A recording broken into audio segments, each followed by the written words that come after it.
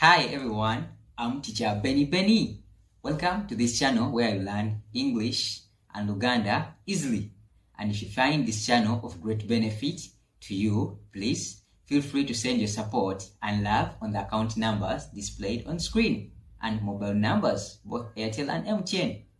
The numbers are displayed on the screen.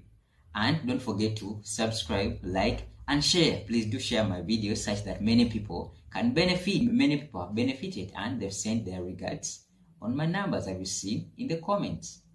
So, like, share the videos. Wosanga nga video eno ya makulu era ngekugasa, please likinga oba osobola okuweereza obuyambi bwo ne support on the account numbers eziragibwa ku screen. Okay, bye-bye. Enjoy the video. Understanding in. Understanding in. In Luganda can mean mu. Mu. Okutegeera mu. Okutegeera mu. It is used to talk about an object that is inside a bigger one. It is used to talk about an object that is inside a bigger one. Mu ekozesebwa okwogera ku kintu ekiri munda mu kintu ekinene. Mu ekozesebwa okwogera ku kintu ekiri munda mu kintu ekinene. It can also be used in describing direction. It can also be used in describing direction. E.g., in America, in the city. It can also be used in describing direction. E.g., in America, in the city. Mu esobola okukozesebwa mu kunnyonnyola endagiriro. Okugeza mu Amerika, mu kibuga. Mu esobola okukozesebwa mu kunnyonnyola endagiriro. Okugeza mu Amerika, mu kibuga. Okay, let's go into examples. Ebyokulabirako mu nkozesa ya mu. How to use in. Okukozesa mu. I live in the city. I live in the city. Please note here, in is used in describing direction. In the city. I live in the city. Nze mbeera mu kibuga. And please note, I is nze, live mbeera. And for further reference on pronouns, refer to the video above. I live in the city. Nze mbeera mu kibuga. Nze mbeera mu kibuga. The fish sink in water. The fish sink in water. Ebyennyanja bibbira mu mazzi. Ebyennyanja bibbira mu mazzi. Fish is ebyennyanja.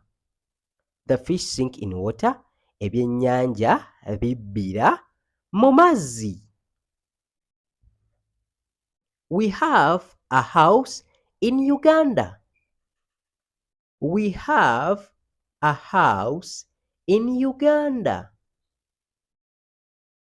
Ffe tulina ennyumba mu Uganda.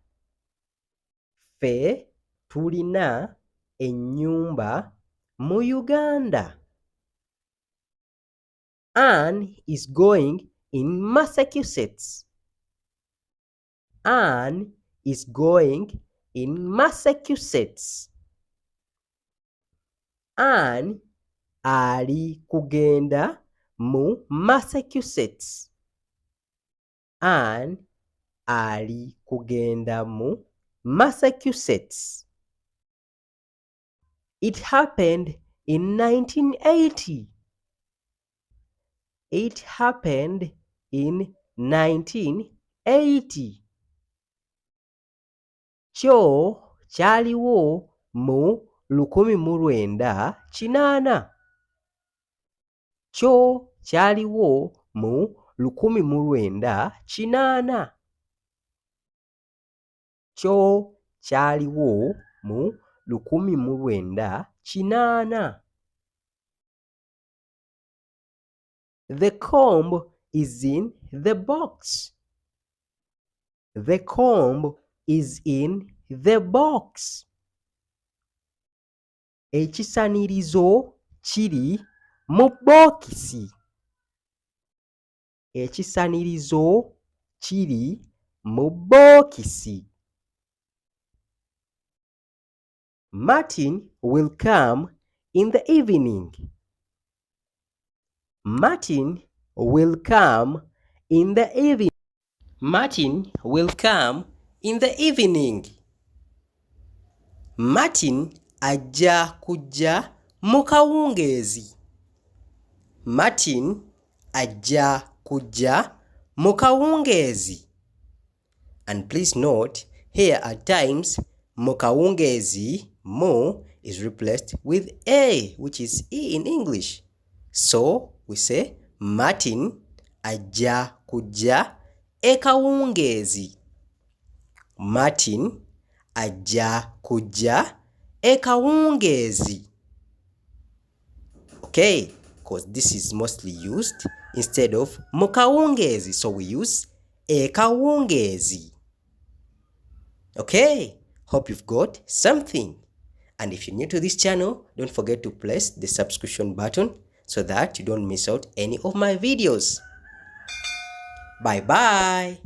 Meet up in the next video. Wait a while.